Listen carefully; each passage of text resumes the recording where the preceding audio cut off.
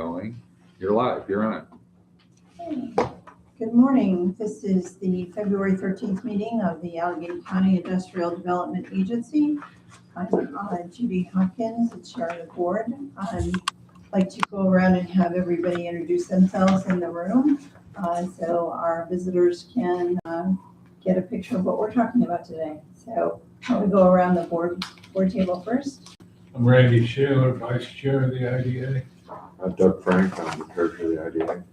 Mark Benjamin, Operations IDA. Craig Clark, Executive Director of the IDA. John Rickey, IDA member, legislator, District 2.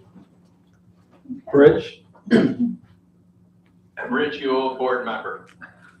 Okay, thank you. And around the room, Mike Zimmerman, Senior Vice President of the Harrison Studio. Mike Thomas, Vice President of Commercial Finance at the Harrison Studio.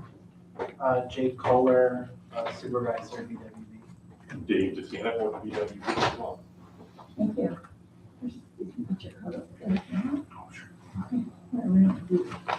Okay, thank you very much for you all being here today. We have a number of important things on our docket. So the first thing on our agenda is the approval of the board minutes of January 9th. We'll take a motion to do that. So moved. Thank you, Randy. Second. Second, John, thank you. Any discussion or any questions about that? If not, all those in favor, please say aye. Aye. Aye. Thank you, that is passed. Okay, we're going to change our agenda a little bit. We're going to have the We got the executive session. January 20th minutes too. I'm sorry? The January 20th minutes. I added them to the last Okay, I don't have it on there. special meeting. Yeah, Okay. that was the first one I sent out. I'm Barb sorry. caught that. I'm sorry, I don't That's see it on here. So there is another set of minutes for January 20th, special meeting that we had. We also need to approve those.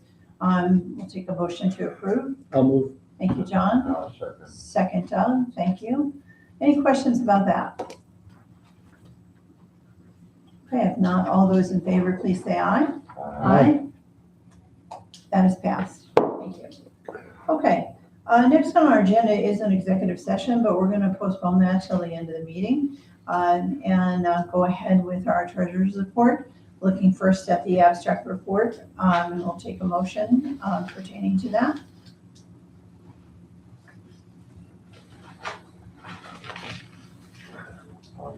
Thank you, Doug. Moved. I'll second. Seconded by John. Thank you. Any questions?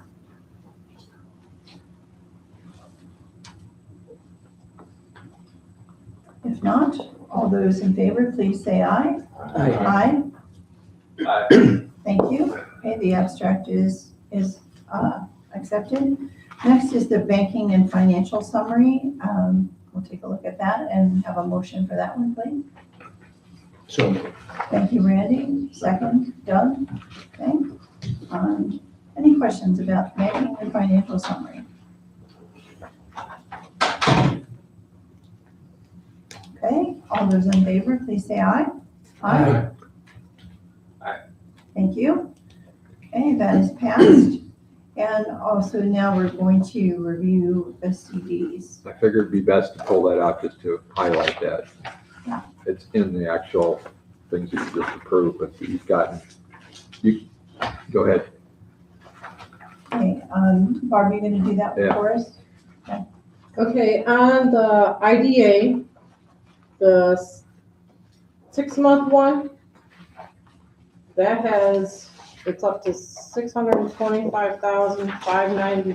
$625,593.58. So as of January 31st, the interest was $593.58. On the 12-month one, we're up to $625,562.72. So the interest is $562.72 for the month of January. Okay, thank you. And we'll be happy to have that as the Right. standing item in our, No problem. Great, thank you. Okay, building maintenance report, that's always a highlight.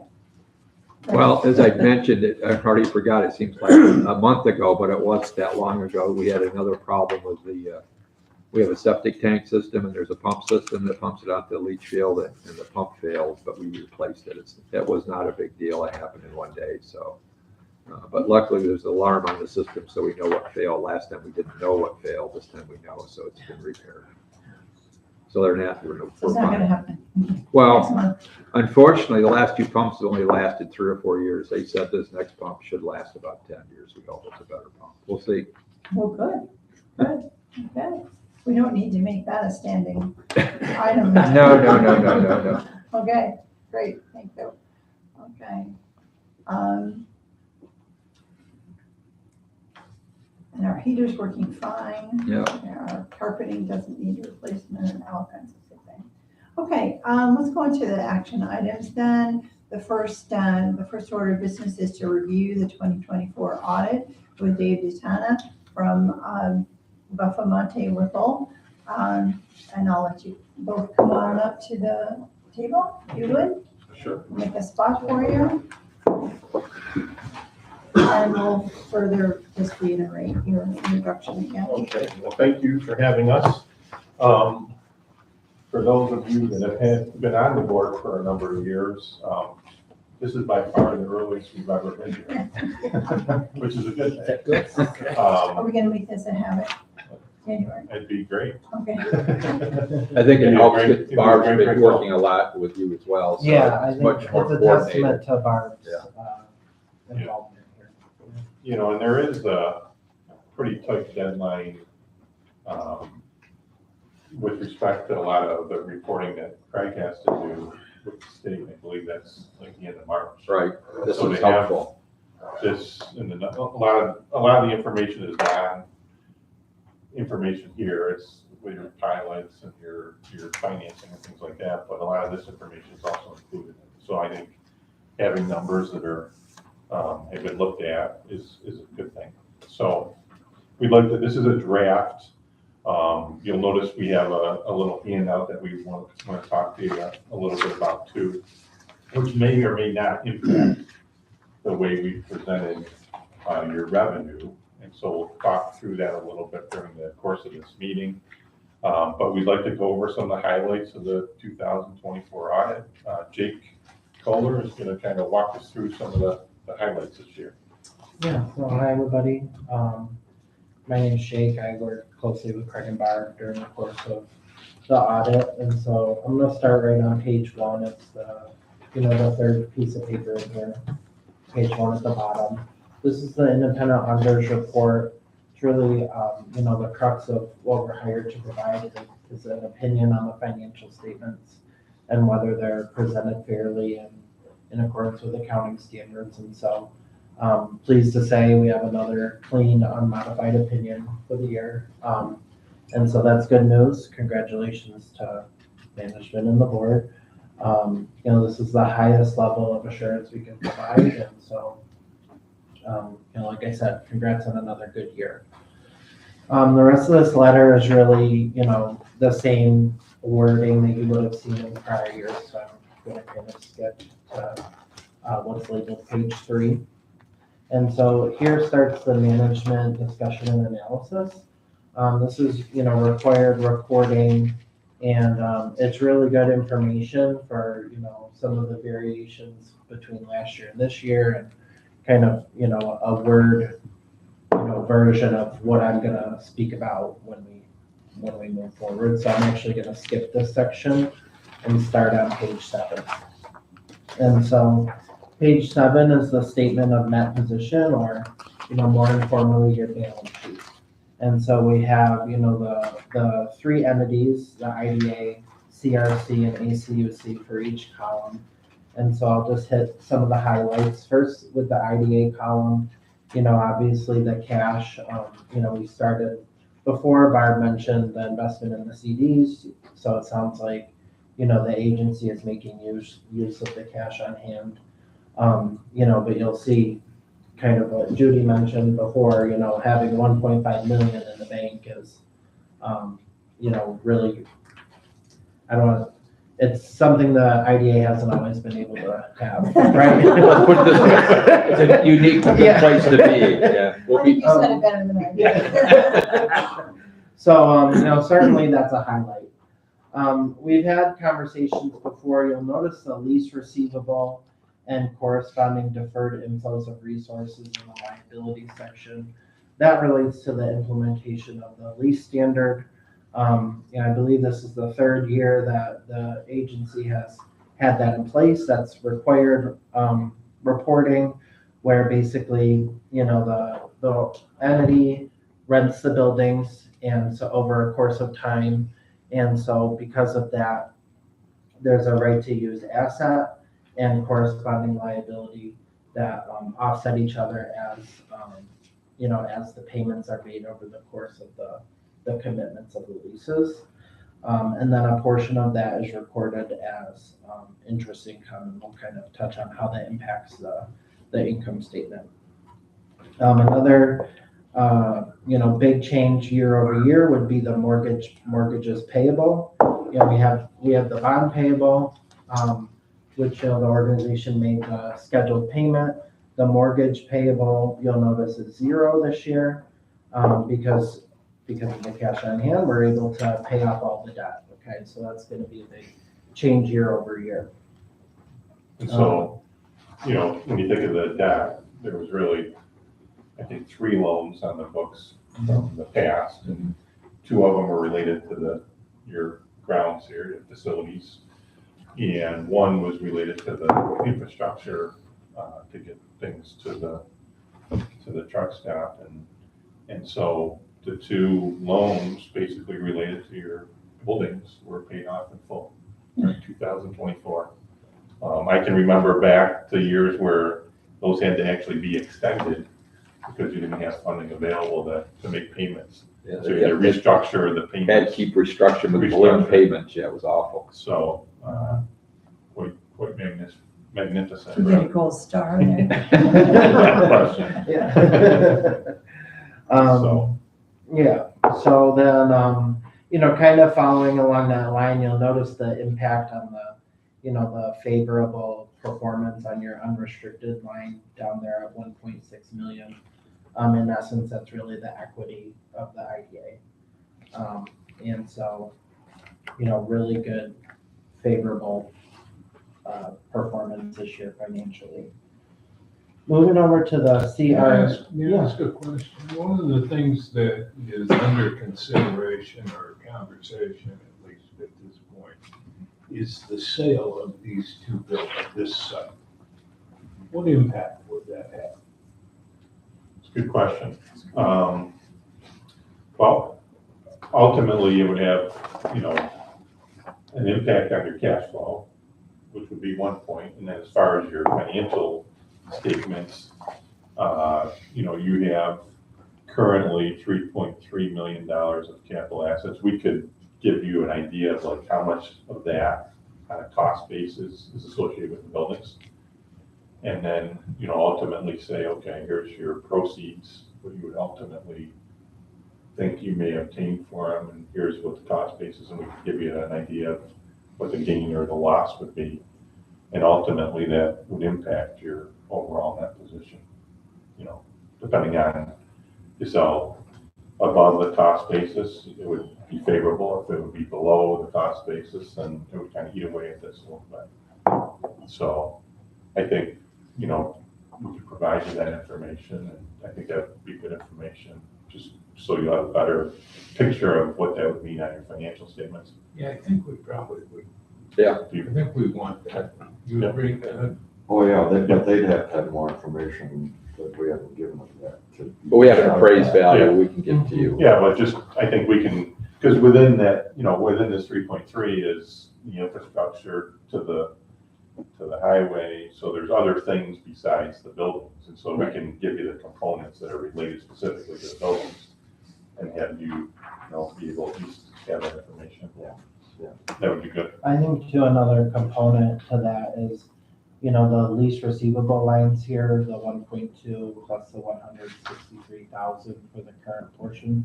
That's essentially what you have committed to receive in your current contracts, and so if you sold the building, there'd be, you wouldn't have that rent income. Well, and the other impact, I guess the other question I would have is, let's assume we sold the building for $100 and we granted that $100 out to businesses in the county. That would reduce our position by $100, our assets by $100, is that correct? Yeah. Yeah. Okay. Just one step further, if we sell this building and then need to move somewhere else, it's possible we might end up in debt again. So where would that show up, or how to? That would show up, again, depending on the arrangement. If it was something that you purchased another building and obtained debt, it would basically replace what's on here. If you were to lease space in another spot, that also would get recognized as a liability, because there's lease standards that would come into play, and we would show a right to use asset, so it'd be almost like a fixed asset, and then there'd be a lease liability on your. Yeah. So a lot of things to kind of think about. Yeah. Perhaps, this is a suggestion, but perhaps you could do a what-if kind of scenario for us. Yep. Yeah. That would say, if you sell the property for, and let's use $1 million, Mhm. you sell the property for $1 million. Here's what it would look like. And if you took that million and did this, or if you took that million and bought a building for $1.5 million and ended up with $500K Yep. in debt, this is what it might look like. Does that make Absolutely. sense? I think that would give you a good picture. And there's no question, again, it would have a significant impact on this first count, there's no doubt about it. Mhm. So I think that would be a good exercise. You all can play what if. Yeah, exactly. Okay, are you ready to go ahead? Okay. So then the next column, CRC, I wanted to highlight the CD line there, which is new, because of the bonds that were issued in the current year, of about 190. Making the investment in that CD is a good use of the cash on hand, relatively low risk, and, that's gonna be the big change if you were to compare year over year. ACUC balance sheet wise is pretty consistent, and so I'll flip to the next page to talk about the statement of activities, or informally the income statement. And so, starting with the first column, the IDA, it would be no secret, that 1.7 in fees is a huge jump. Almost 1.3, almost 1.4 million is from the Alley Cat project, and so that's been pretty favorable cash flow wise for the organization. There were some other, sizable fees in there as well, but, the Alley Cat is a dominant factor here. Moving down, you see kind of, your economic development services agreement, that's the same year over year. The interest income line, this has to do with the lease standard, and so it's not actually interest income in the sense of cash flow. Really, your rental income plus the interest income is more in line of what your cash in would have been. So it's kind of just a reporting, moving it line to line more than actually earning interest income in the traditional sense. As far as IDA expenses, largely consistent with the exception of the legal and professional, with a large project that's going to incur 1.3 in fee income, you're going to have additional legal and professional type expenses incurred, and so the jump there is expected. And so your change in unrestricted net position of 1.6 million, that's in essence your net income for the year. And so again, really favorable financial performance this year. And just again, we're gonna talk about this, but included in the fees, as Jake mentioned, is the 1.4 million, which is really 1/3 of the total commitment for that project. Okay, that's gonna be paid over a 3-year period. And so currently, that is the payment that you received during the 2024 year. We're gonna have more discussion on that, but just for your information. Moving over to the CRC line, you see the, the bond fee and then the interest. Well, I guess it's the reimbursements line, maybe we should move that, Dave.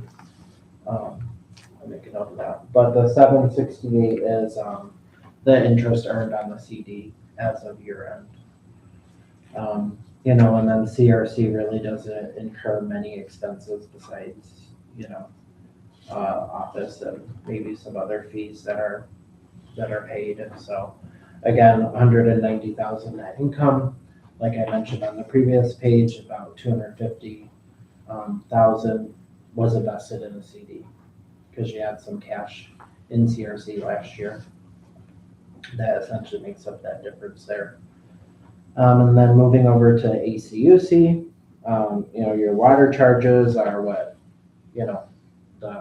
the charges for the water, obviously, of about 26,000, and then you see your fees there. And so we do have the transfer from component unit.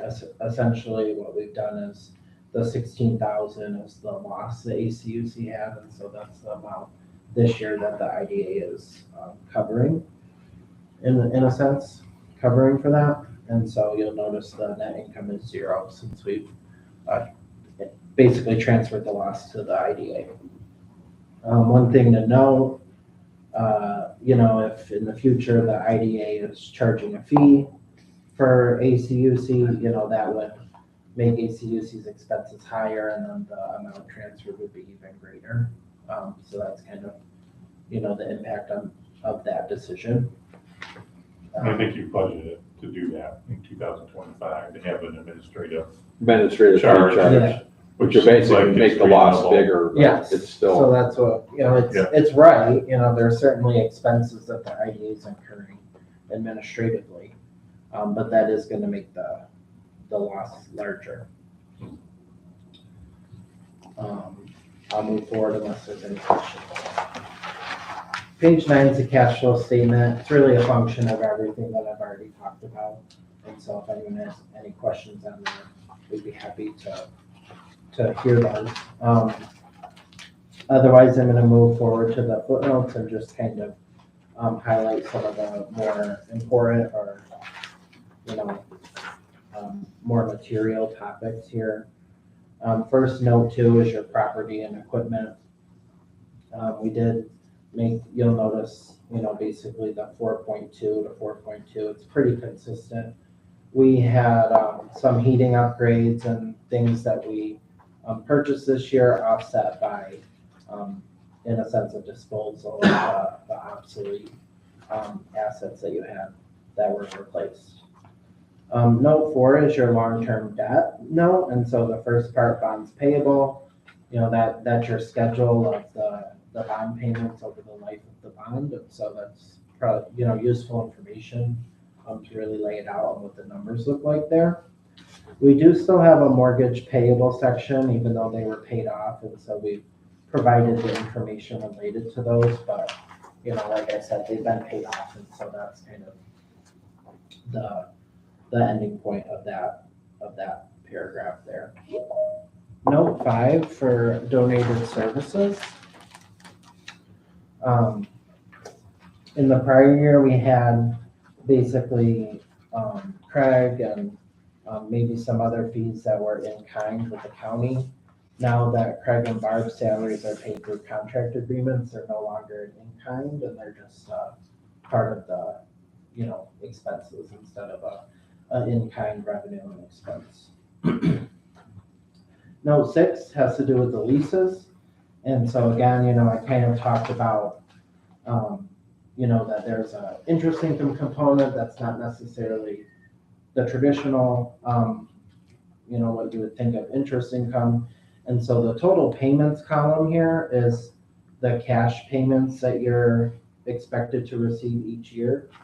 And so again, kind of to Randy's point about the sale, that gives you a concept of, what you're expecting to receive over the course of the leases that are contracted in place at this point in time. And so, in 2025, for example, you're expected about 230 in payments. 67 of that will be recorded as like an interest income, similar to if you, this lease standard is recorded as if you're kind of providing a loan.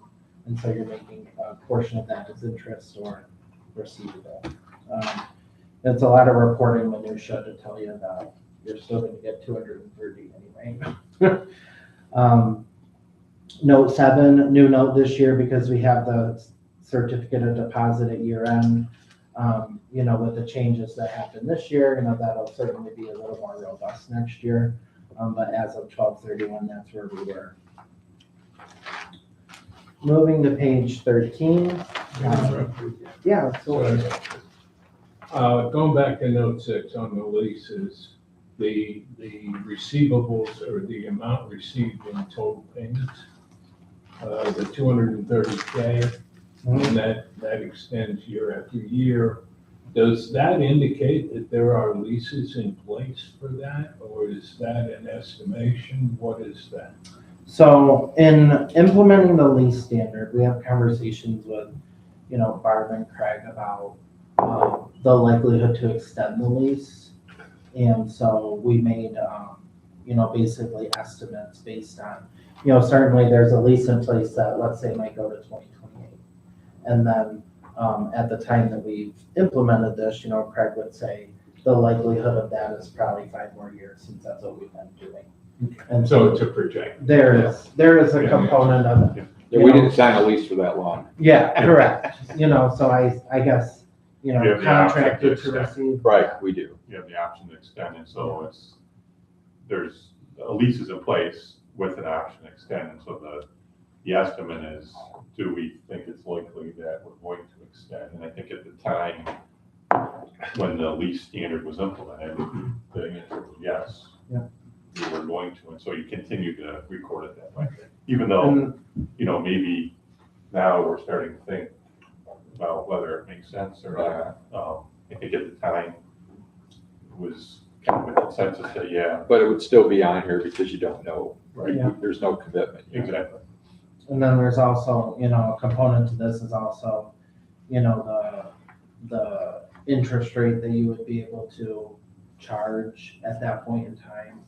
And so, there is a lot of reasonable estimation that goes into these numbers. And kind of like I mentioned, this is not a reflection of like cash flow planning, it's like reporting. Yeah.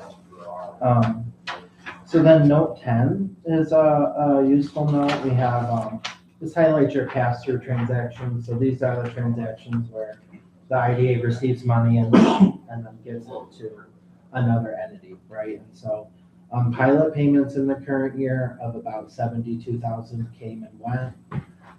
And then we have the community development block grant amount of 592,000. Okay, so useful information. Our reporting requirement is to have the number. I think the other folks that are here will give you better detail, right? Just on the pilots,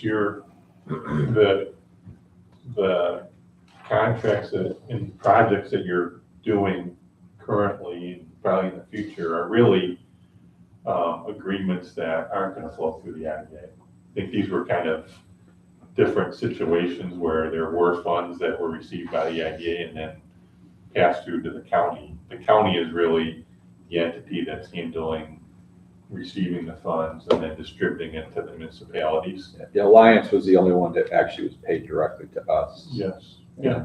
Pass through, but the county does all the other billing, so you shouldn't see that again, I don't think. And that's all for the footnotes. So moving forward to page 15, independent auditor's report on internal control over financial reporting and compliance. And so, this is not an internal control audit, so we're not providing an opinion on the effectiveness of internal control. We certainly obtain support for certain receipts, disbursements, and make sure that management is following the procedures that the entity has in place. But we're not providing an opinion on the internal controls. And so throughout, evaluating, management's processes in the course of the audit, we're required to make assessments on a deficiency internal control or a material weakness, should they exist. And so similar to prior years, we do have some findings on the next page, and let's see, not the next page, but 2 pages, page 17. Basically, the same finding we've had in prior years about journal entries and financial disclosures. So to be clear, the bookkeeping of the organization has improved dramatically over the course of 3 or 4 years. And so, really management is responsible for preparing this document, but as auditors, we've had a hand in preparing it. And so that's kind of the genesis of this finding, is that, it might not necessarily be cost effective to ask management to do it. And so as auditors, we have a hand. And so we're having this finding here. And so basically, we'll have our condition, cause, effect. Our recommendation is to, that we'll continue to provide the assistance as it's requested and as it's required to complete the audit. And then the agency's response is that, Barb and Craig play an active role in reviewing the journal entries and making sure the books are kept in order.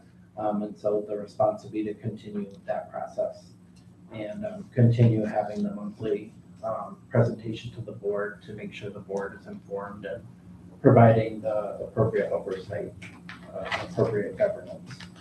And then on page 18, again, we have the same finding for segregation of duties. Basically, with only 2 individuals involved in the day-to-day, it's almost impossible to have what you would consider an appropriate segregation of duties, because you only have 2 people. With that, in no way are we suggesting that there's, a problem or, something like that. And so, again, we have the condition and our recommendation, which is to continue providing documents to the board to provide oversight to compensate for the lack of segregation of duties. Page 19 is, a summary of last year's findings, which, like I said, is the same year over year. And then page 20 is our management letter that we provided.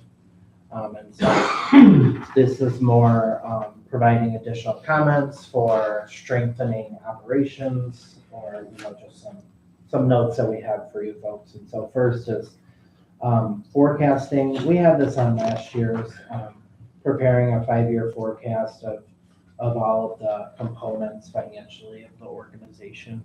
And so, that's general good practice, and it can provide, certainly it sounds like maybe a strategic plan might be changing for the IDA. And so, having that forecast would probably be useful. Yeah, the one part is we are talking, and that's why Mike's gonna be talking to us about a revolving loan fund, and some ways we can do some things we could never do before. Mm-hmm. And then the second note, collateral and cash balances. Certainly the entity has a lot of cash on hand, and so,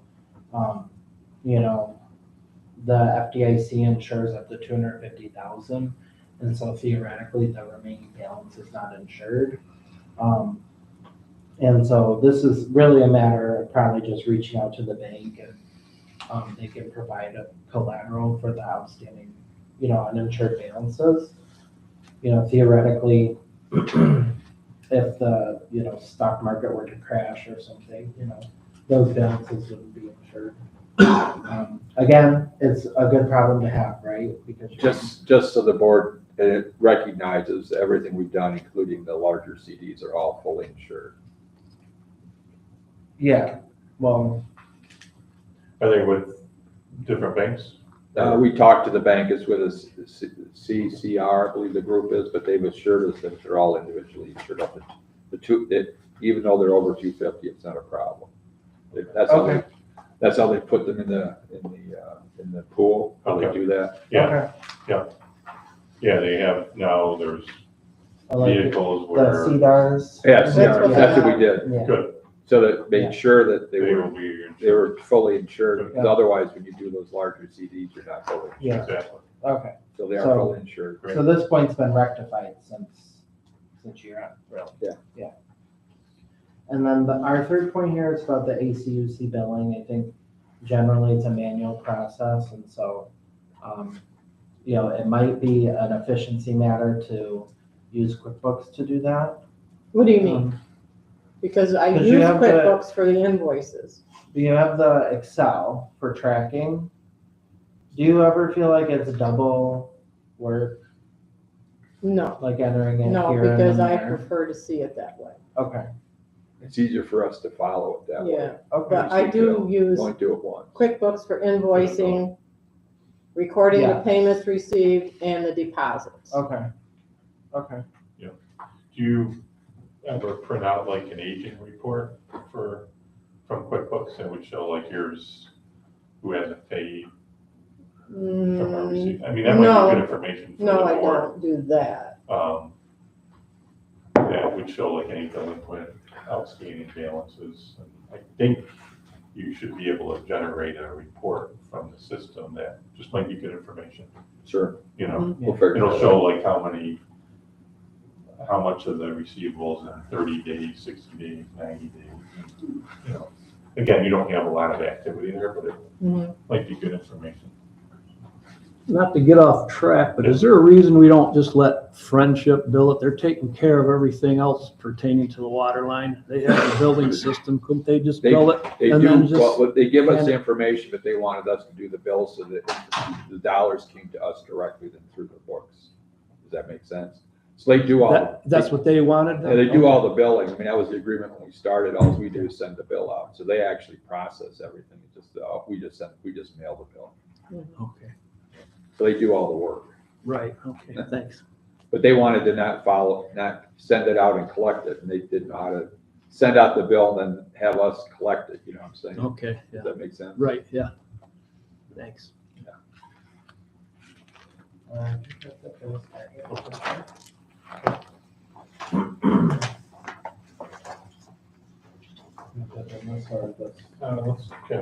So, this is the one thing came out. So, obviously, this project that you have is a substantial project. You've had projects in the past that have been, some have been nice, but not nearly the size of what this is. And so ultimately, what's happened is we've signed an agreement. And the agreement is kind of a structure of how ultimately our fees are gonna be paid. They're gonna be paid over a 3-year period, okay? In equivalent amounts, 1/3, 1/3, and 1/3 over the next 3 years. I guess 2 years. 2 years, actually. Yeah, 2 more received years. one and we've got 2 more years. So under accounting standards, because you're a government that operates like a business, so it's not like fund accounting, it's almost like a business type accounting. You recognize revenue when it's earned. Okay, so that's the standard, that's your policy for revenue recognition. Recognize revenue when it's earned, as long as you feel it's collectible. If it's not collectible, then you would potentially reserve against the amount and what you felt might not be collectible in the future. Okay. And so we've had a lot of discussions, Craig and Jake and myself, and I think even your attorney weighed in via Dan, email. wait in a little bit, yeah. And, you can, so the question is, we know it's earned, but with respect to this project, like, what's the definition of earned with respect to this project? Okay, obviously, we do a lot of work up front. We have public hearings, we meet with contractors, there's a lot of work that's done. And then ultimately, there's an agreement that's signed and a closing that says, you know, we're moving forward. But then ultimately, the contractor, you know, has to do the project. And a lot of times, the project might take months, and sometimes it'll take more than months. In this case, it might take years. And so, you know, when have we earned our administrative fee? Not when are we gonna get paid, we know when we're gonna get paid over a 3-year period. But when have we earned it? So the question he's asking is, when do we book it, When right? do we recognize the revenue? And so I've provided a couple examples of policies. You know, the first is almost kind of like, well, we have a closing that occurs, but then there's a construction that could be incurred over a period of years that we have some involvement still during that period. And so, you know, the first policy is almost like recognizing over a 3-year period. The second policy would almost say, well, we've earned it up front, and, you know, we would recognize a receivable, and then when the money came in year 2 and 3, it would just offset against the receivable. And then the third policy is almost like an in-between. It's kind of saying, yeah, we've closed on our project, we've done what we needed to do. But as of December 31st of 24, the project, you know, was started a little bit, but really, you know, like cranes weren't on the ground, there wasn't digging yet. And so the project wasn't substantially commenced. And so, you know, until that point in time happens, we're not going to recognize the revenue, because we want to see that occur. Otherwise, somebody could just say, no, something changed from the time we signed the agreements until we got boots on the ground, and we're not going to move forward, and we're not going to make the payments to you over the next 2 years. So Dave, are you This is aware Dan. that there's a specific written agreement about the fee that says the fee is locked in once they go forward with the project? And because in this case, there is a signed contract on the fee, and it says if we go forward, you get the other 2/3. And the project has started construction. Yeah. They're building in other counties. So in terms of, just as you think about the revenue recognition, we've done a closing. We've assigned, they've already received the sales tax benefits. There's going to be another closing next week. So for the first financial close, the pilot won't go into effect until 2026, because that's when it goes on the tax rolls. But in terms of earning it, there's a signed contract signed by, it's a one-way contract. Invenergy signed it, and then the board approved it. But it says you get the fee at the closing, you get the other 2/3 as long as we start construction. They've started construction. So I'm not really sure what there is to discuss here. One of the things that concerns me about getting into the weeds on this policy is it's irrelevant. This is a cash basis reality entity. And so in my view, whatever GASB says is the proper way to recognize revenue for IDA is what the board should go forward with. Yeah. And I would be very leery to recommend a policy that deviates from the standard accounting practices for governmental entities. And I think they look to your leadership for what that is among these choices. Yeah, understand, Dan. I think Hey, your point. Dave, this is Rich. Yeah. Dave, Yep. this is Rich, and I would just like to add in here, so I had 2 things. Number one, you know, we agreed to take this fee over 3 years, which I didn't really agree to. I didn't really want to. I agreed to it, but I didn't think it was the best idea. However, you know, it was a unanimous vote by the board, including from me. But I have not heard until just right now that yeah, we'll take a third and you don't have to pay us the rest if you don't commence. This is the first No. time I've heard No, that. No, I didn't say that's that. not true. That's one comment, and it is true. The second comment I would have is, you know, at some point, are we going to, if we have too much cash, are we gonna jeopardize our not-for-profit status? Is that a concern? So those are just my two issues that I wanted to state. Yeah. And I'll just listen. Okay. Your answer to number two is no. I'll address the second one. The answer is no. It doesn't affect your, you look at something like the Ford Foundation, they have billions of dollars. So don't worry about that, Rich. That's not an issue. Yeah. As to the first thing, I don't know what you saw, Rich. I certainly take your word for it that you didn't see it, but the letter from, it was actually in writing from Invenergy to the IDA. But as I said, they've started construction. So as far as they're concerned, that you've earned the fee. Yeah. So thanks, Dan, for that input. Appreciate it. Yeah, I would concur. Number two, the revenue is not going to jeopardize your government entity status. Again, the accounting pronouncements with respect to GASB is earned, Dan. The definition of earned is have we met our performance obligations? Okay. And I hear what you're saying, Dan. Like, we've signed an agreement. That's part of the obligation. It sounds like there's going to be a close coming up. Is that a performance obligation that we haven't done yet? That's a consideration. That's the second close. So when we do the first close, we sign an agreement with everyone called an 875 recapture. Yeah. Not only do we actually close with them, but they agree to pay us back the benefits that we give them in cash if we don't, if they don't move forward.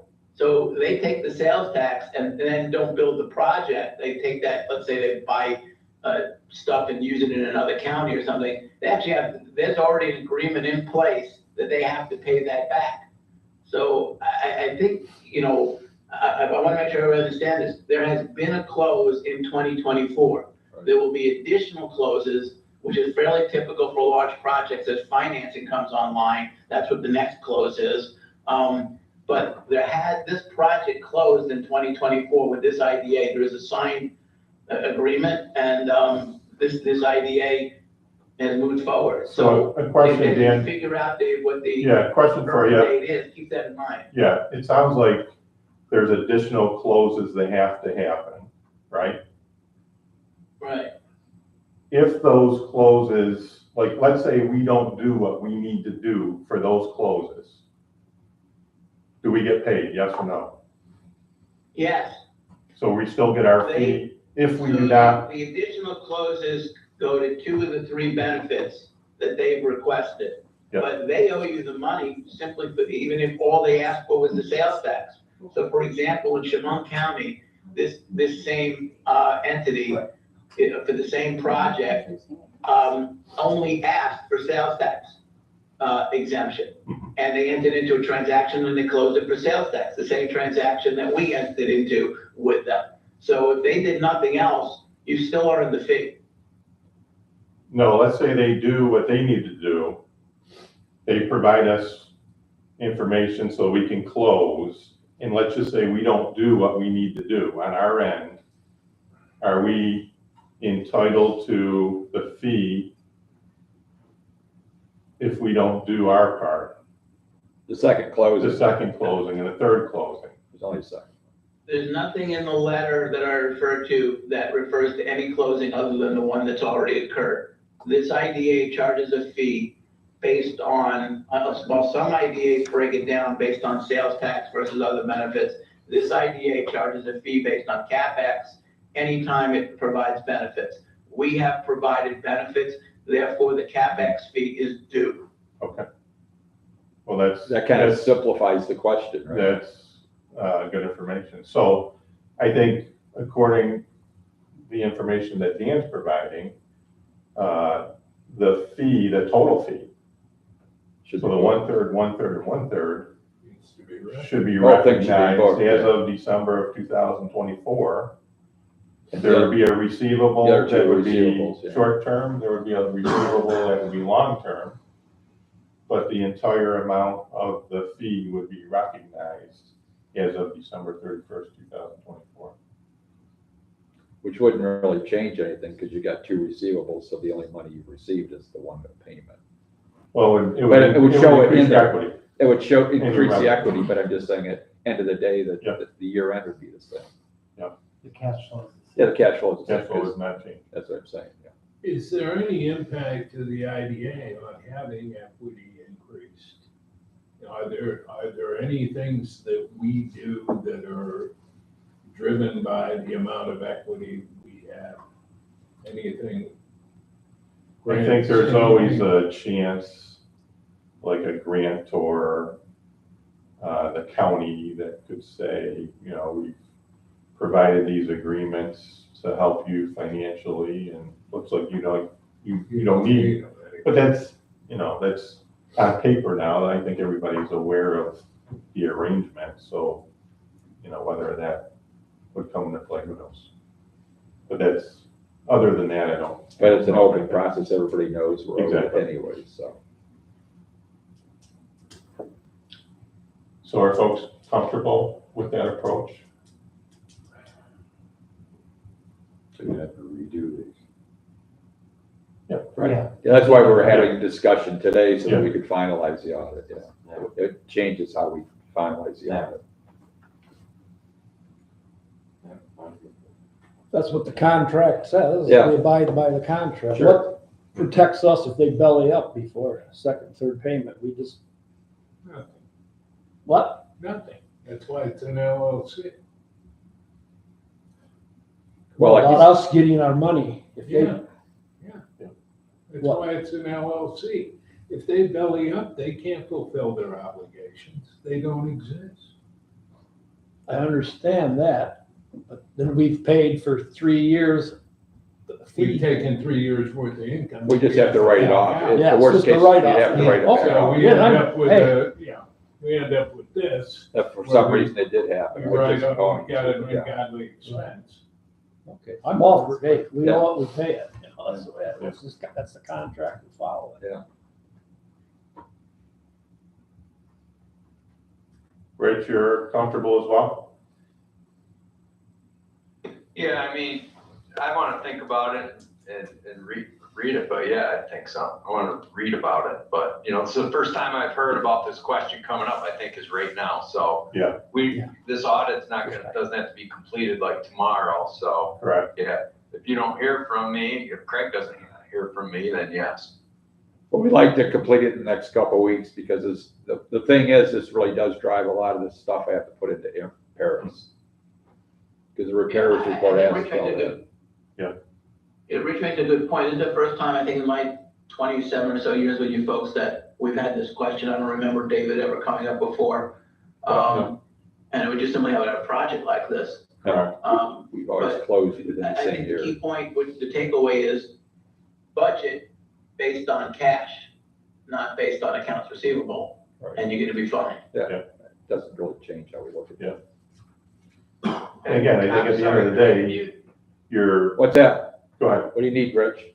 I'm sorry, Dave, there's a little delay, I guess, I apologize, but is there did you send me a copy of that draft yet, Craig? Yes. Okay. Yes, you're on the email, Rich. All right. okay. Yeah, I sent you a copy of it. Which included Thank this, which included what David presented, his question. Yeah, and the samples that David talked about are also in that email, of the Right. different policies. Okay, thank you. Okay, well, good. Thank you. Good discussion. Good question, And again, good I think discussion. like Dan said, I mean, you have not, most of your projects, I mean, they might overlap a year, but they're within a period of months. Yeah, we've never, This is it's unusual. always been a month or two at best, and this was kind of different. Okay, so to sum up, we thank you for doing all of this work. there are going to be some changes Yes, within the next month. We're not going to be voting on it No. until our next Into month. next so- That's correct. Yep. So you've got that extra time. Yep. And we'll look forward to seeing that revised copy, Yep. at which point we will then move to accept that. perfect. Yeah, and I think, part of the reason we're here early is to have this discussion. Give us enough time to have you to approve it in March, and we're still ahead of the game as far as the timing of everything. So appreciate Mhm. folks talking through this. And thanks, Dan, for joining as well. Yes. Good Yeah, to see you, thanks, Dan. That clarified everything. Yeah. Thank you. Okay, anything else on this? We can talk on the phone. Can they have That copy of the was- that CD was a great information? discussion. Oh, sure. Yeah, Thank very good. you very That much. outlines the All right. CD. Okay. Thank you. Look forward I was to. gonna say, Thank you. the CRC is probably on the back of that, Thank you. Okay. Oh, yeah. and then you got my email on the square We'll study footage. this deal. so we can ask a lot of Yeah, I'll make questions. that change. Can I have Richard's copy? Yes, you will. Okay, Hey, really nice. Take care. Thanks, Dave. Thank you, guys. See you later. thanks very much, Tom. Thank you. Okay. While that discussion was going on, Dan Spitzer, excuse me, our attorney has joined us, and also Tim Boyd from the county has joined us as well. I think everybody else is here. Our next order of business is to review the micro enterprise grant. If you, Mike, and I'm sorry. Also, Mike. Also Mike, okay, that makes it. That's an easy one. Thanks, Yeah, Mike. Thank you, Mike. Mike and Mike.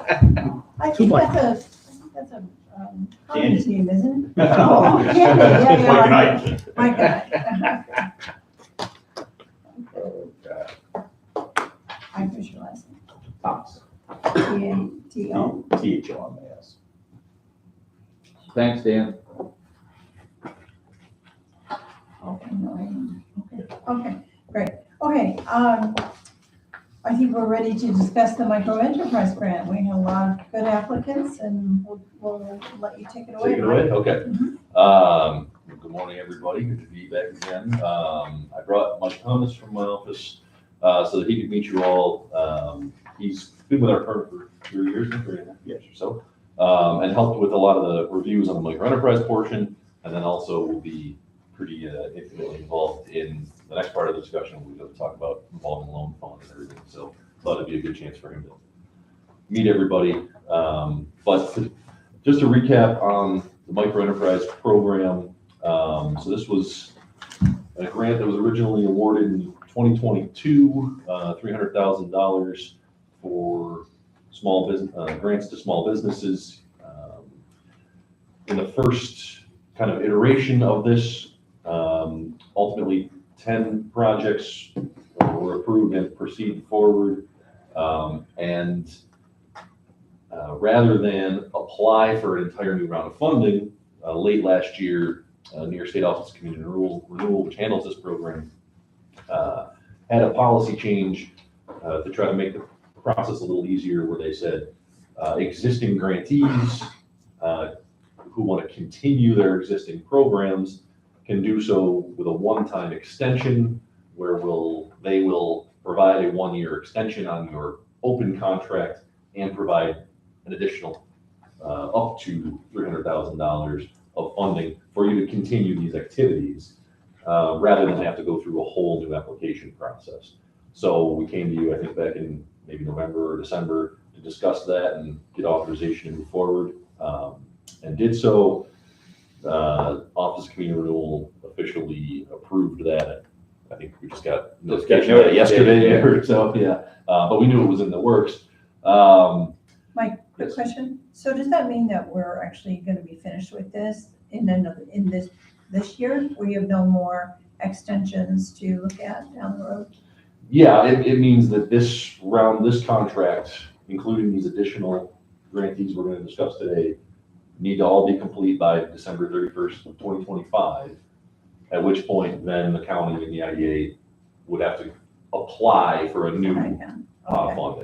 An important point to that too is that part of part of the extension of this contract is the state said, you have to continue the activities you're doing, and can't make any changes to your program, which I think the program has been, working well, but, later this year, when we're at the point to consider potentially applying for a new round, that will be the time to discuss if we want to change how we operate this program at all. And I do think there are a few things to talk about in terms of the requirements we're asking for from businesses, the business planning process, the training courses that they are taking, and maybe some updates to those we can make for the next round of funding. But so what we did, what Craig did, was reopen the application process, I think in December, and had a deadline of January 10th. I hope everybody got the summary information that I had sent around prior. We had 17 total applications come in that are summarized here. A handful of them, you can see how we ranked them. A handful were dismissed because they were not eligible or really were incomplete, and with some follow-up and attempted due diligence, we weren't able to get enough to consider them an application to consider.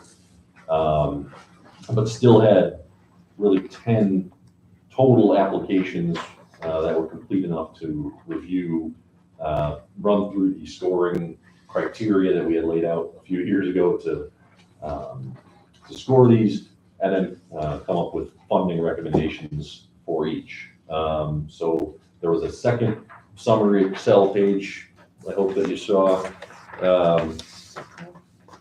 You got it, there you go. I did some printing of those ones. Yep, okay. This one. Yep.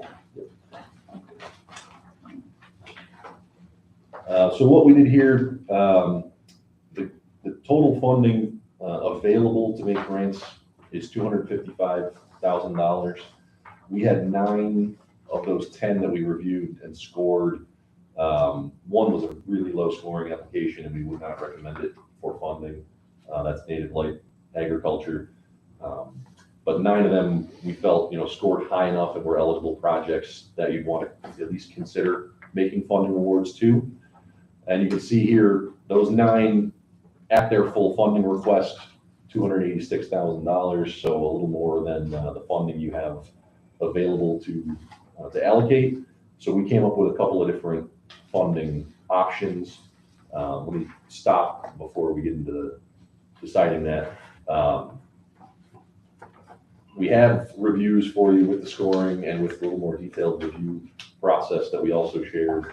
If anybody wants us to walk through, all of them or specific ones that you have questions about before we start making funding decisions, happy to do so. I just didn't want to belabor walking through every single one if we didn't need to. I'm smiling because I have a lot of questions on the application. Yeah, So please. you might not want to hear.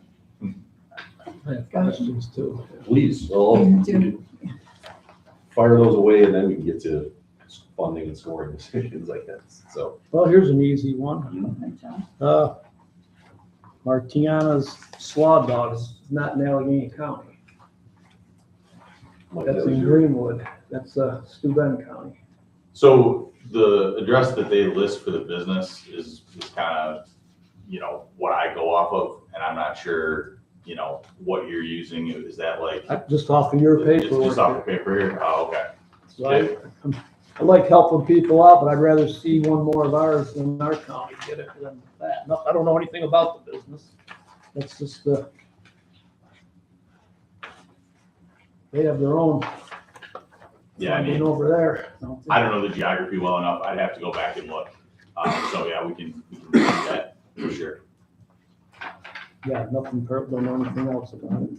Yeah, the question I always have is, there's only one from our side of the county. How does the word get out for these applications? There's It's one. in the newspaper and we put it on our Yeah, website. there's only one from Cuba. Most of them are from this side of the county, or southeast. Yeah, I haven't digested I just had a question on a couple. Do you have some more? I mean, questions obviously, about we got 17 referrals, so we got plenty of people Yeah. that found the Right. information. Again, I agree that the it's important to be within Allegheny County. Sometimes the addresses, though, can be, the business address can be in a village or in one county and another, and then the bulk of their land might be in another county. I don't know. Yeah, But again, Well, it says through here, it's a food truck that serves 3 counties. Yeah. yeah, I mean, their address is, the Greenwood is what you're talking about, Right, right? yeah, Yeah. it's not like it's right on the border. It indicates on page 1 of the application that it operates in Allegheny, Steuben, Chemung. Right. And Erie County. Yeah, so how much is, Putting a lot of miles on it. right, how much is in Allegheny County? It's just, if everybody was getting funding, I'd have no problem, but that's what brought me to my second, Well, I think, yeah, as you look at the history and background, it's a food stand at this point, and they're trying to get it to be a truck. Is that the gist of it? Yeah, right now it's like a mobile, they take all those supplies and set up shop at a certain place. And what they want to buy would essentially be a mobile food service station that has a built-in cooler, fryers, all that stuff. And they could just drive this one thing instead of having to set up everywhere. Yeah, Mike, do you know, sorry, No. is that her home address that she provided? I don't remember what it was. Okay. Yeah, I'd have to. look at the Yeah, file. and food trucks are an interesting business in a micro enterprise program because they're so transient, right? That is that her home address and where she's essentially the home base of business, in which case it's not in Allegheny County, even if she services Allegheny County, so she wouldn't be eligible. If that food truck is based out of a commissary kitchen or something, we see that a lot of times, and that was in the jurisdiction, then you could consider it. So, but if that's let me add to that. In looking at the number of counties that they service, it sounds to me, and I'm guessing, but it sounds to me like they go to each of the county fairs, with Erie County being the largest and probably the best moneymaker that they make. And now they would like to do that with a truck rather than a tent situation. Is that the case? Do you know very much about where, why they travel to all these different counties? Is it a county fair situation? I think that is one of the One things of- that they attend, but yeah, I think it's mostly just trying to cover as wide of an area as they can to get to do as much business as they can. Sure, and Yeah. it's probably not a lot of income anywhere. I know this is one of the ones that did not score more than an 8. So it's kind of in that second group that we may or may not fund at its full thing. My concern about a number of these, and we'll just lump them all together, is that so much of this is seasonal. And my concern is that what do you do the rest of the year without this money? I mean, if this is just coming in the summer, whether it's growing vegetables, whether it's the food truck or whatever, how are they subsisting the rest of the year? And this is certainly not going to help them survive the whole year. So that's my concern, is we seem to be getting a lot of seasonal applicants.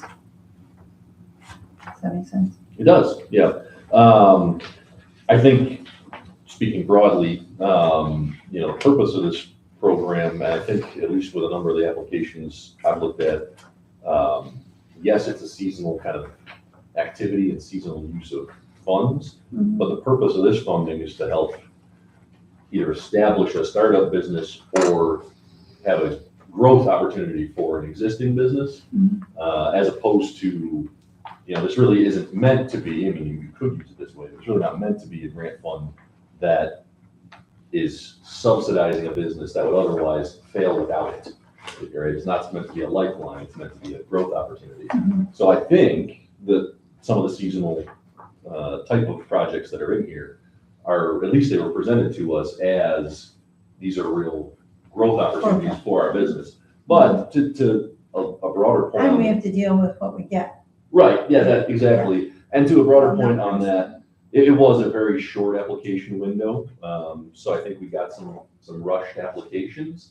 But Mike and I think would both agree that, again, to that point about, next year when we're doing applying for a new program, I think we'd really like to focus on the business planning aspects. A lot of the business plans we received wouldn't be, award-winning business plans, is a nice way to put it. I know Accord had kind of warned us of that. Yeah, and I think it was a bit of a, the applications were a bit rushed. But I think we'd love to, sit down with the Core Incubator Works and even the SBDC. And I know you've worked with them for a long time, but just have a refresher on them. This is what this program is meant to do. This is what we really would hope for and expect out of applicants.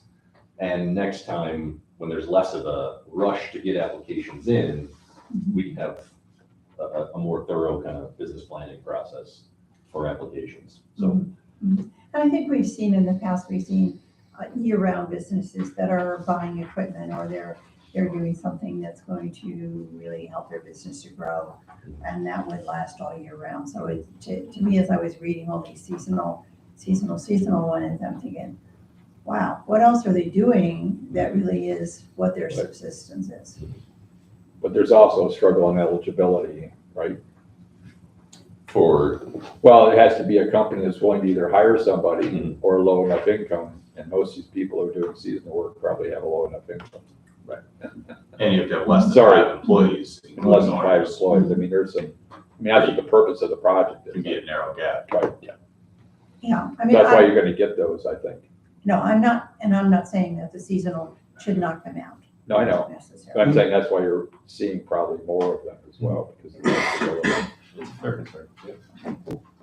Why did Triple Brew get a 0? I know they were a recipient last time. They seem to be doing well over there. I visited their business. I was just wondering, the guy's gone through the training, so he knows the game, so how do you get a 0? That's so Triple Brew, Crider Creek Cartons, and even in fact New Day Market. That's the technicality of they were funded because this is an extension of your existing contract. They were funded in this contract That's why not all. and can't So receive they're another grant automatically from the out. same Okay. contract. If it was a new contract, but it's not. This is the extension. continuation, Yeah. okay. So again, we do a new program next year. They could apply. Okay, certain so that's the grants. reason, all right. I was just, Unfortunately, they seem like they know what's going on. they do, and but unfortunately. Yeah, unfortunately, because like you said, they are doing well. We're just kind of shooting questions at you. Fire away. So, well, what I'm wondering is, do you have a, kind of a process here that you want us to work through so that we can take these questions at the right time instead of shooting in May? No, not necessarily. I wasn't planning on, like I said, going through each one individually unless you want me to. So if it's easier to just hit the What's the pleasure of the concerns. board? I don't see us going through everyone individually. Okay, I just, I mean, they're recommending these. Right, you recommended which ones to fund, and I think Okay. we had a pretty good hit rate in the past, I just, except for the one. I have some very negative comments on one of them. I don't know if I want to say it in open session. I don't want to slander it. I just think there's one in here that I know firsthand didn't do very well on the job. So on the job with another month, with, what they contracted. Performance is what it was. Performance, yeah, I know it firsthand. okay. Rich, do you have any comments? General comments?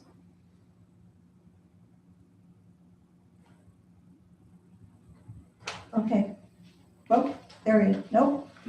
Yeah, I would think the only thing is we ought to What does that mean? verify the food truck one as far as I think other than that.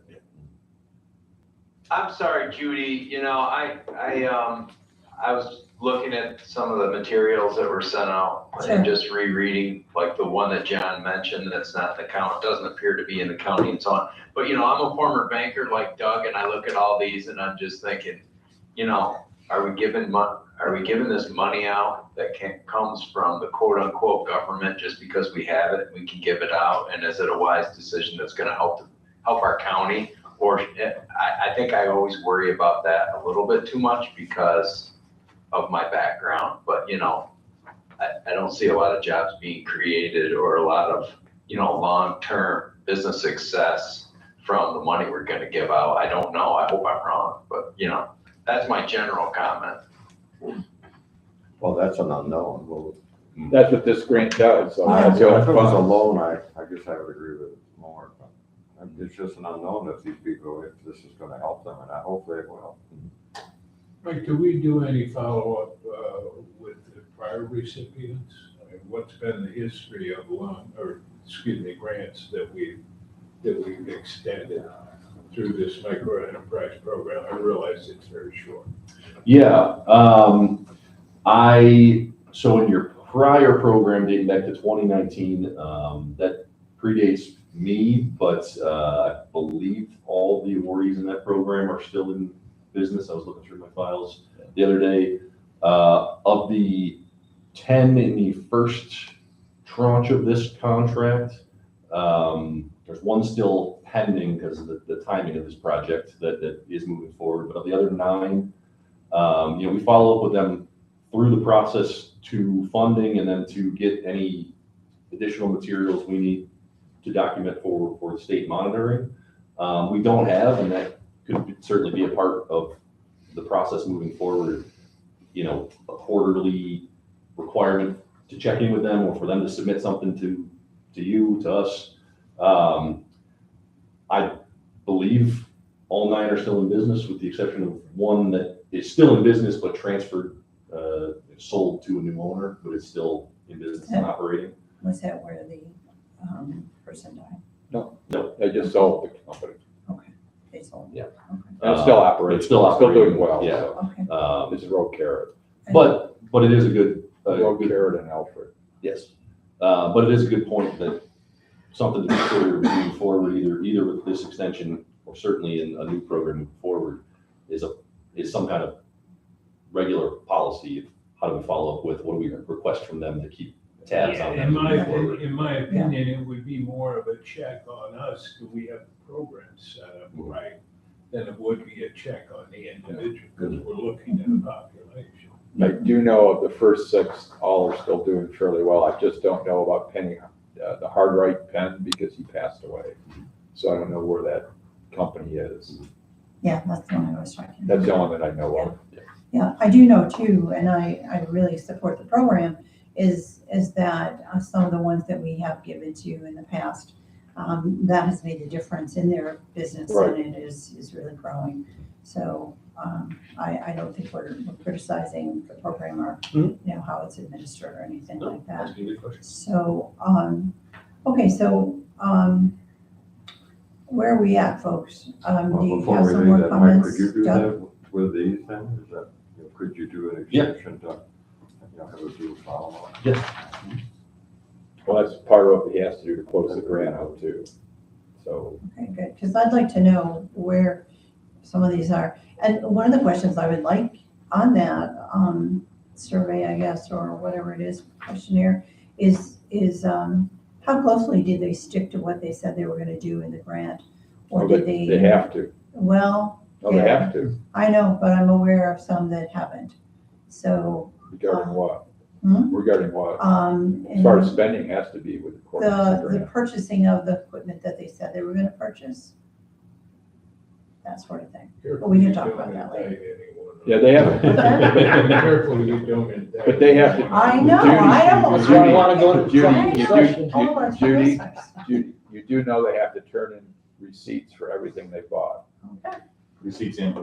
that's fine. I'm just saying because if they've spent money on other things, they could have, and they couldn't have spent money on this I'm because just they saying that actually the equipment invoiced. and we don't need to go into this, but the equipment that was part of the grant has not been purchased. So the money's somewhere.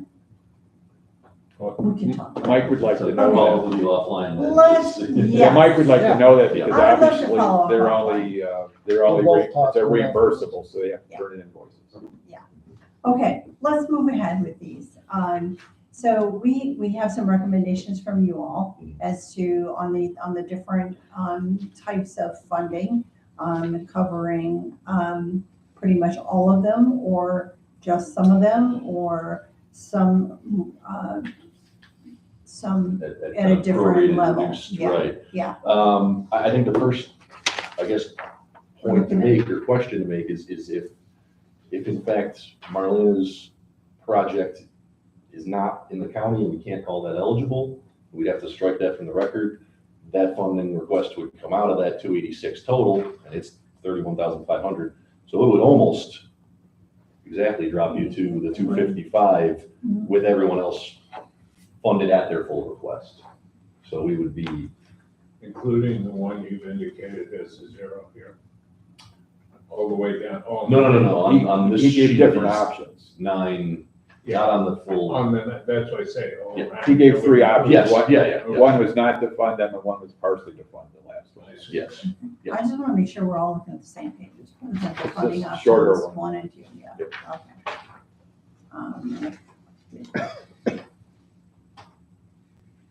Okay, so do you want to talk a little bit about that then?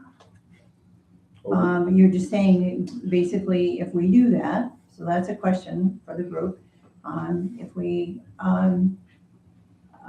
eliminate number 8, then we would be able to fund it. We would be All able the to rest fund at all the full rest funding. at their funding request Funding level request. and not have to get into, reducing anyone by any kind of prorated amount or anything like that. If you're comfortable with the other, those who scored Okay. We're The gonna, other 8. the other 8, yeah. okay, we're gonna need a motion at some point, so you can do the motion now, we'll have discussion, and we'll keep talking. Anybody want to make a motion? Are we making the motion on which On the option? recommendation to eliminate number 8, Well, if necessary. if necessary, okay. I would make the motion that we eliminate number 8 if necessary and balance the others at what their funding request is. And if number 8 is not to be eliminated, I move that part B of this motion is that we go with funding option 3, Spreading it around, which includes everyone. which includes everyone at a equal kind of prorated spread, yeah. So I'll second that. Including number 9. Rich seconded Including it. number 9, line 12. Okay. What's that, I'll Rich? second He that. seconded it. Okay, thank you.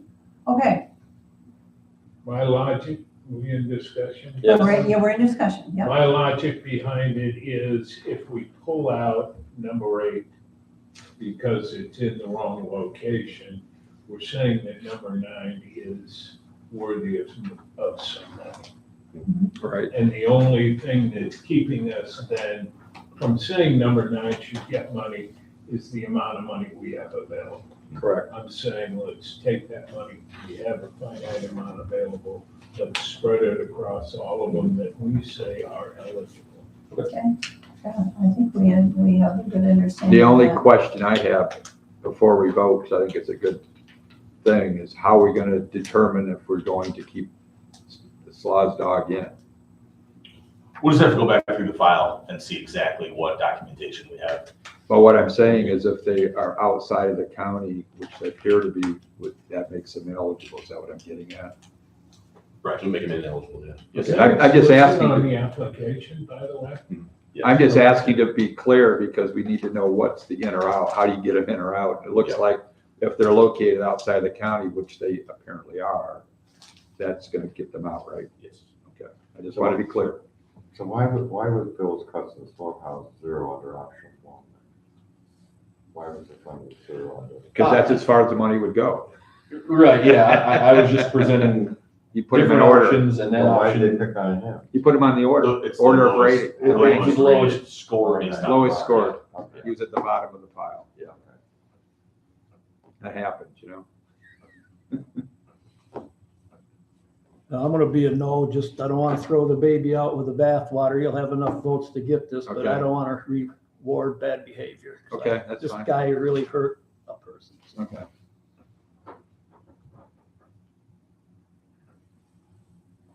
Any other comments?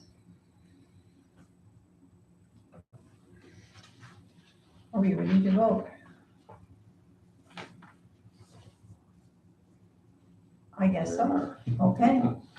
All those in favor of that motion as stated by Randy, Do we need to state it again? Maybe Barb could state it for us again? Or Randy could? Sure. Randy's more Randy likely. could. Okay. I'll get it from transcription, Okay. what I All don't right, have. right, Randy? Review if you can. That if we eliminate number 8 because of geography, that we then fully fund number 9. That if we don't eliminate number 8, we go with option number 3 as far as fund. Okay, is that everyone's understanding? We ready to vote? All those in favor, please say aye. Aye. Aye. Those opposed? Opposed? Thank you. The motion is passed. Okay, we thank you very much. for doing You this. can let everybody know Thanks. that, obviously, it's still pending the county accepting the grant, right? Yes. They're gonna put that on the agenda sometime in next week or two. Do that triple brew know that was the reason they were zero and these others? Yeah. He already knows Yeah, that's the yeah. reason, then, okay. Yeah, it's unfortunate because it got an extension. Yeah, I just wonder if he knew, Yeah.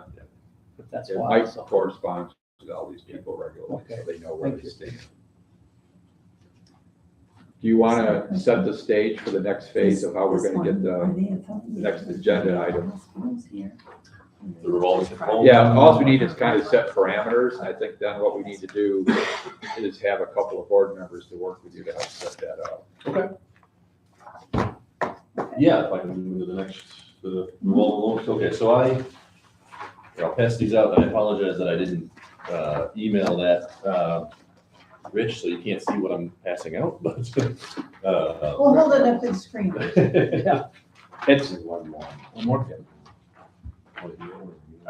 It's just a bullet point list that, of kind of discussion items. We don't have to answer any or all of them today, but we wanted to put it in front of you, to talk about the setup for this new revolving loan funds proposed. And, our proposal that we talked about in the past was, it's kind of two-pronged. It's assisting the board with setting up kind of an umbrella lending policies and procedures, and that's more of your guidelines at the board level of how you go about accepting applications, underwriting them, who reviews them and ultimately approves them, and then closing procedures, monitoring procedures, default procedures, things like that. And then specific guidelines to this particular fund, because you could have any number of loan funds through the IDA if you so choose. So the particulars of this fund would be really, what are the eligible and ineligible uses? What are your terms, rates, maximum, minimum loan amounts? Do you have other requirements that really priorities to you in terms of job creation, dollars per job you're willing to consider, specific industry or target business areas you're looking to fund, and concerns like that. So that's how we're breaking out kind of the two paths of discussion. Happy to discuss any of those today if you want, but if I'm just suggesting, to be more efficient of everyone's time, it may be good to have a couple of board members to work with directly with you on a proposal. Yeah. And we've already heard from Wyoming County, and it sounds like their model's working, so I would probably try to use something in that whole model, because, they have, as we talked about it, they basically are a secondary, they're not a primary on a lot of the loans. Right. And then what areas do you want to, I think the two big areas then are also what areas you want to support, because they have 3 different loans, I think that's right. I just think it's more efficient to have that discussion in a small group, because it's going to take some time. Yeah, absolutely. Yep. Unless the board wants to do it differently, it's up to the board. Because this is not a 10-minute discussion. Yeah. That's all I'm saying. Absolutely not. This Right. is Yep. going to take a couple of weeks. Yes. To just get close. Yeah, I don't have a problem with that. I guess what I would like to see happen though is that we could do that same day as we have our meeting, so we don't keep coming back. and Sure, forth. yeah, we can do it before Or meeting. if we would meet at 8 o'clock in the morning before our board Before the board meeting. meeting. So they're kind of tied into our. That would make sense, so it doesn't tie up more time, yeah. Yeah. So are you volunteering for you and Randy? Two Why people? don't I work with them? Huh? Not Randy? Yeah, Randy would too. I know he would. Well, if we had it the same morning, it doesn't really tie up too much more time. It's just Yeah. some correspondence with Mike in between. Yes. What do you say, guys? Do that. How far are you Okay, up? Randy agrees. John, unless you comment. Now, I don't wanna fight you too hard. I just think it's My more, One busy thing season. that I would, Mike, Yeah. that I would suggest that we do, and I'm speaking as a board member, not committee member, Right. whatever. Expand this scope so that we include how we market this. right, So that we don't run into issues where there's nobody on this side of the county. How are we doing this? And that should be the way that we market everything we have. right. But part of it also is gonna be a tool to help people. So it's not just asking people to come get us a loan, it's kind of how we're gonna use it to help our clients, let's put it that way. Yeah. Because one of the things that Wyoming County did, which I think is a good thing, is they've used some of this revolving loan fund to help some of the micro enterprise grant people because they don't have the cash flow to get this, sometimes the problem is buying the equipment. You know, if they're that destitute, which they are, they don't have $30,000 to go buy something to then get reimbursed. I'm just saying that's one thing we should just discuss, because you know you're gonna get reimbursed, it's just a short-term loan, right? Yeah. I don't know if that's, I'm just throwing it on the table, I know that's something Wyoming County's done. It actually changes on who could possibly get the grants, because now they have a way to buy something. Definitely makes the administration of the micro program easier to have that option in place. I just think that's a really nice option, I never thought of it, and he brought it up when he was with us. So, Do we need a motion on that, on this? These two working on this with you? why not? Okay, John, would you like I'll to make a move motion? Randy and Doug work with Harrison Studios to create this revolving loan fund. Rich in a second. Sure, yeah. Rich, would you like to second this motion? Rich? What'd you say, Judy? I'm sorry, you kind of broke up because other people were talking too. What'd you say? Yes, would you like to second the motion that Doug and Randy work further with Yes. Mike? That's why they were all laughing, because it was the other two board members that were saying their two board members would be working. Yes, John has made the motion. We're guessing you would like to second it. Yes, with my appreciation. Okay, and we would all like to vote with our appreciation. All those in favor say aye. Aye. Aye. Aye. Any funny. opposed? Doug is being quiet. Okay. Okay, we thank you very much for putting in that extra time and effort, guys. We trust your judgment. Okay, another guest has joined us. Joe You can stay, Mindel. but you're obviously Yes, can leave as you are. well. Just wanted to introduce him. Thank you so much. Thanks. Yeah, would you contact me? I'd Yes. just like to have a little, yeah, thank you. Do you have my stuff? I agree with that. Thank you both very much. Thank you, Mike. Okay. Yeah, Your okay, sure. concerns? Yeah, Yeah, if you could give Yeah. him right to, I think got his email, but I'll send it to you.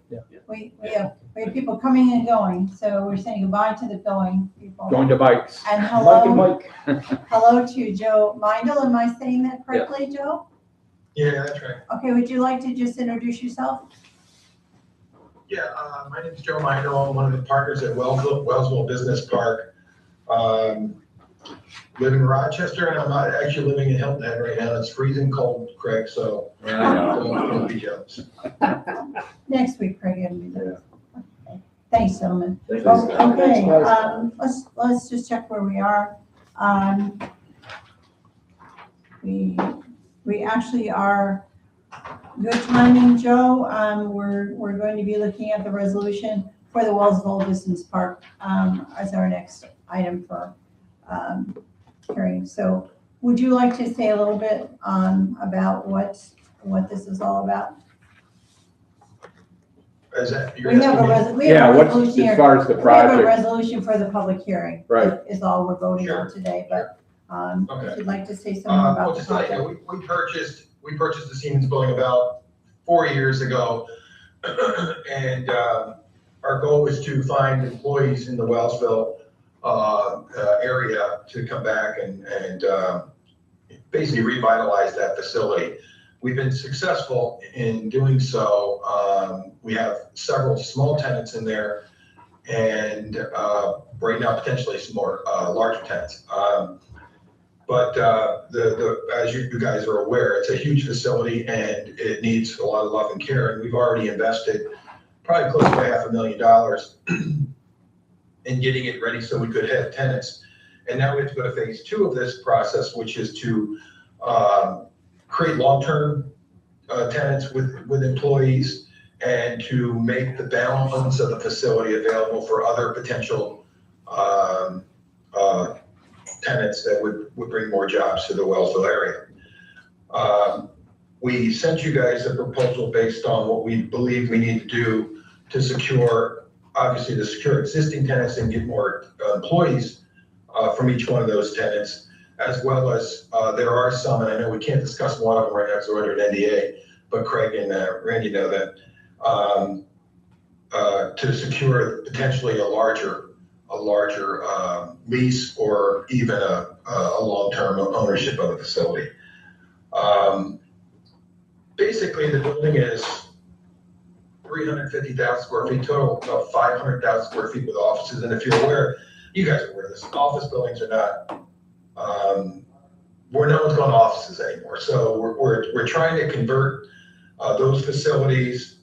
And quite honestly, we have a tenant that wants to bring all of his engineers to one of the facilities. So as part of the project, I'll just go through it quickly with you guys. We need to do some roof repairs. The building needs some, like I said, a little love and care. We need to do HVAC on the office area, and we have to separate the electric meters to entice these customers because they're not, right now we're basically only shared electric with them. But based on what we have to do at the town, Randy will tell you, we have to look at separating them so that we satisfy, I don't know if it's the municipal or if it's a national grid or who would it be, Randy?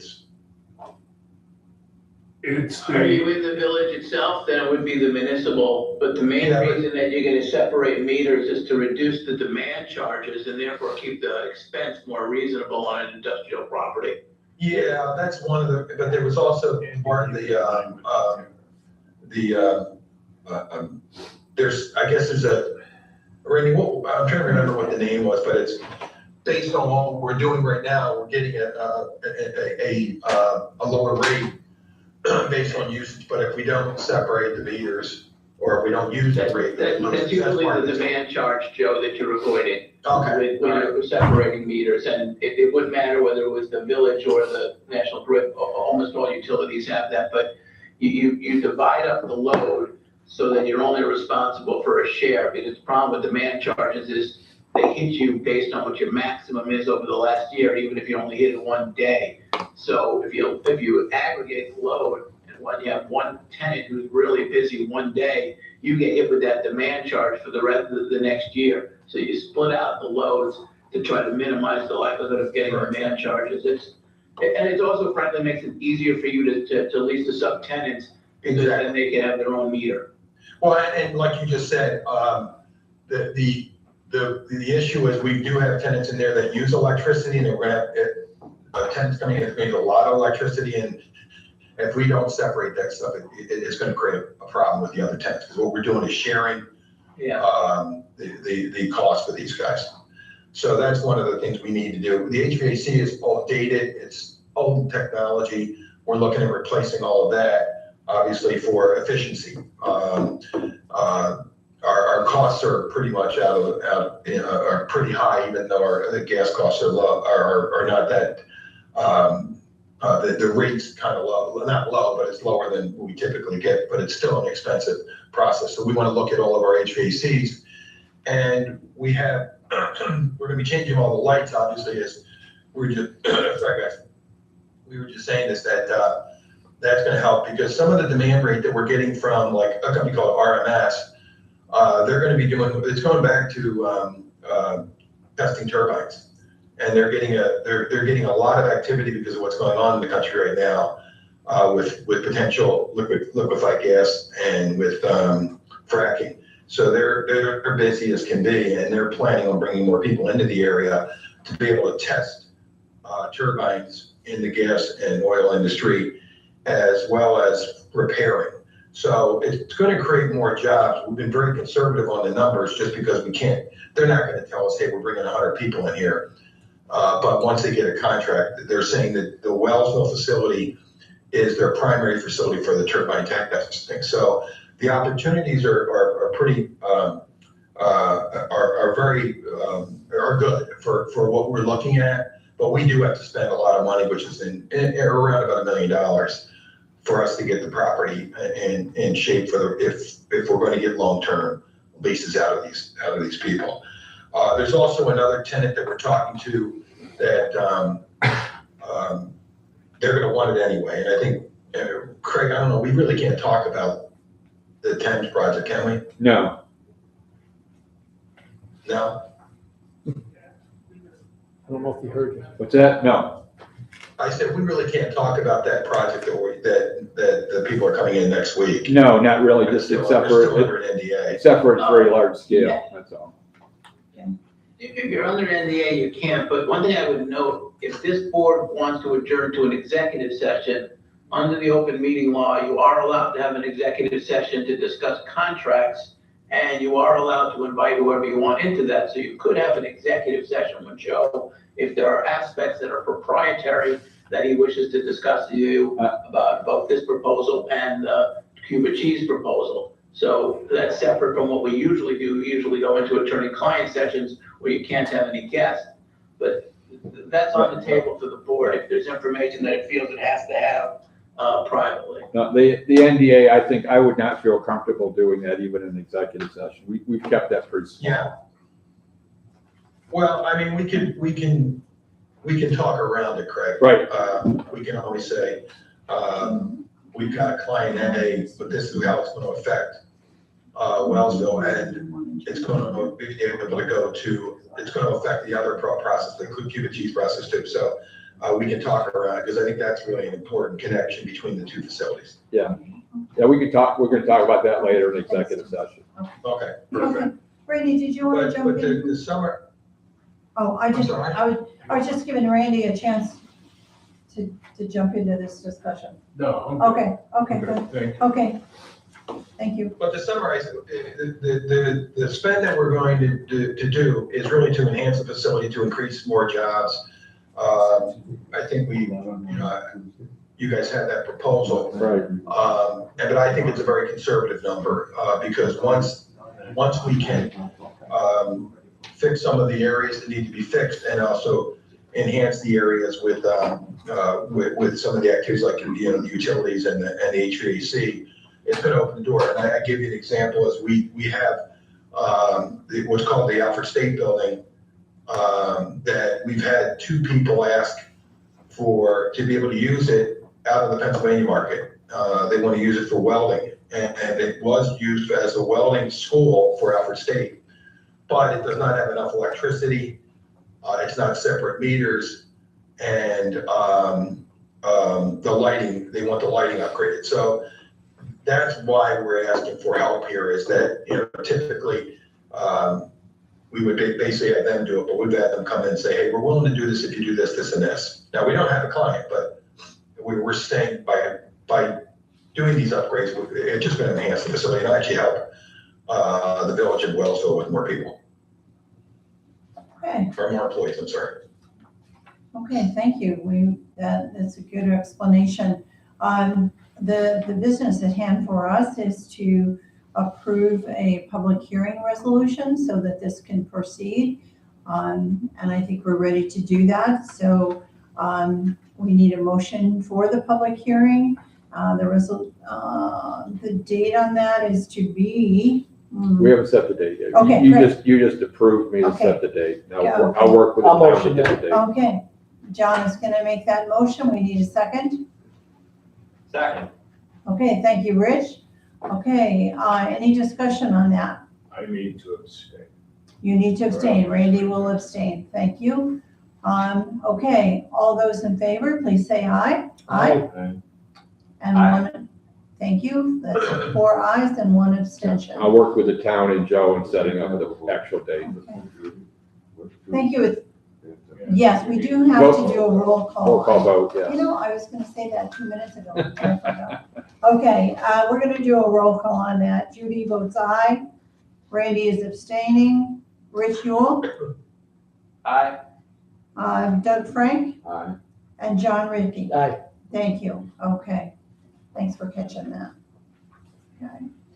Okay, I had a quick question for our attorney pertaining to this. So Dan, do we have a requirement on AM Best rating of insurance companies, you know, for, pilot agreements? Is it A, do you know?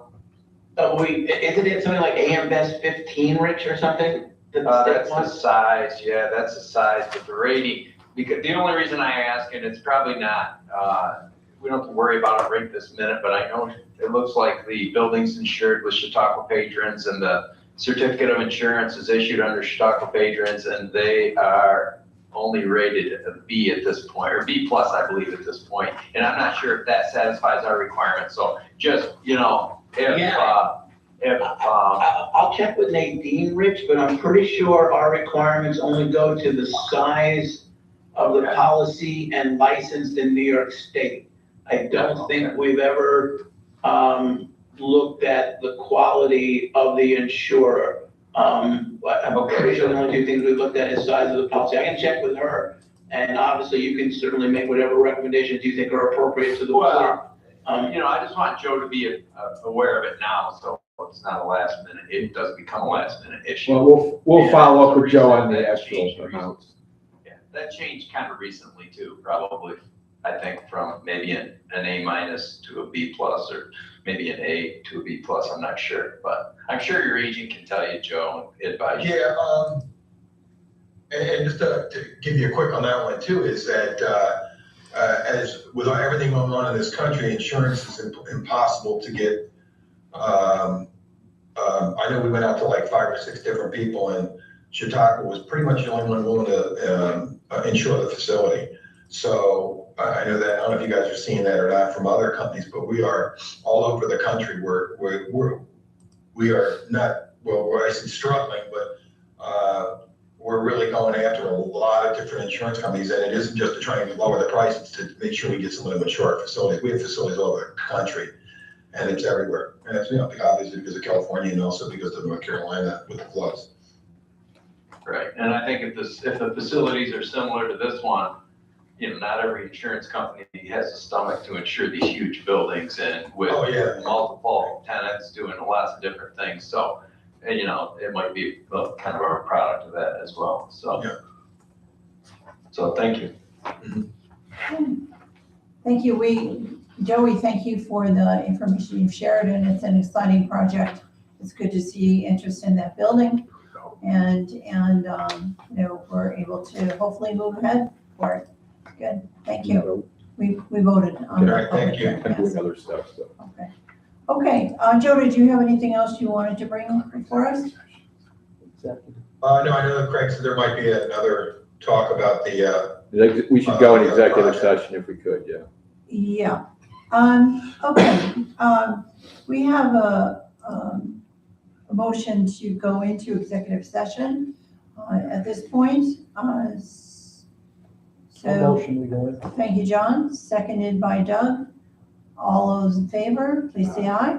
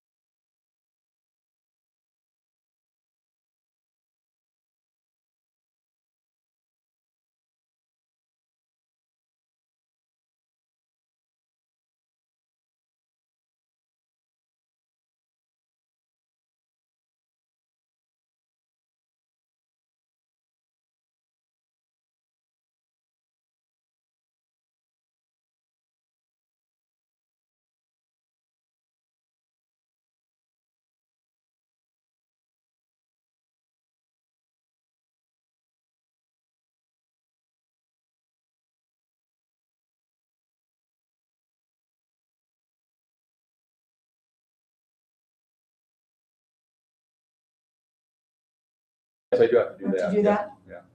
Sorry. Okay, Thank you. You're awake. I'm not. I'm trying to get out of here. okay. I'm just checking them off.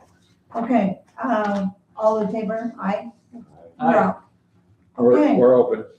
Okay, the ID meeting will now consider the resolution for USDA, the BDO grant. Craig, do you want to fill us in on that and we'll be able to take? Yeah, many years ago, as you know, I spent 3 years of my life trying to get a biorefinery in the county. We had all the funding. We had a nice report done. There's plenty of biomass available in the region to do something like that. There's another organization that's been active on rating the biomass in a region or a county. And if you get a high enough rating, we could potentially attract something else. And it wouldn't be necessarily exactly what I did before was a biorefinery, but somebody that used the biomass. And I think it makes sense. We're natural resources. We have all kinds of available biomass in the region. And this rating would then get us on the list. There's not too many companies that have, or counties that have this biomass rating. It costs us nothing to do it. There's a company that does the rating. They work with us to get a USDA grant to hire somebody to get us the rating. So basically it verifies what we already know. But as you well know, the world works on ratings. And if we're rated high and having adequate biomass, we could have somebody show up and say, well, you're on the list. And there are counties doing this all over the US. So. Craig, why are we doing this rather than the county through the Economic Development Group? Ashley's involved with it. As we just talked about earlier, it would take longer to get this done. It makes more sense for the IDA to do it. I mean, she's part of the process, if that's what you're asking, yes. No, I saw that.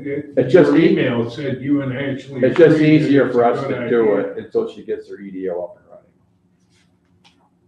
And she's got it, the article's approved, they haven't got the EIN number yet, so they can't actually, if they had that, they would probably do this. Number should be coming, right? Should Yeah, be- it just takes a little while for that for profits, yeah. Okay, so we're looking for a resolution to accept this and get that going. Yes. Thank you, John. Second? Rich is still there, okay. Second. Okay, Thank you. thank you, Rich. Okay, any other discussion on it? All those in favor, please say aye. Aye. Okay, it is unanimous. Thank you. We'll get that resolution it. to them and then we'll Go go for it, forward. Craig. It's good to be on the list. Well, I think it is. It's one of those things that Yeah. doesn't hurt. It's costing me some time, but not any money, so. Okay, so I think in the order of, You never know. of time, we are looking at postponing any unnecessary discussion in the old business categories and hold that for another time. Yeah, I have no real Yes. updates that are Okay. important. Okay, so is there any new business? Okay, I think we're good of the order. Okay, we'll move for adjournment. I'll move. John, seconded by Randy. Well, All those in favor? Aye. Aye. thank you. It took a while, but it was a very good meeting. Very We good. got a lot of stuff done, actually. Okay, is Oakley's out there? Yeah, hopefully he's out there eating his lunch. Oh my gosh. Doug, you said you have to go, right? Just a minute. Just a minute. In a little while.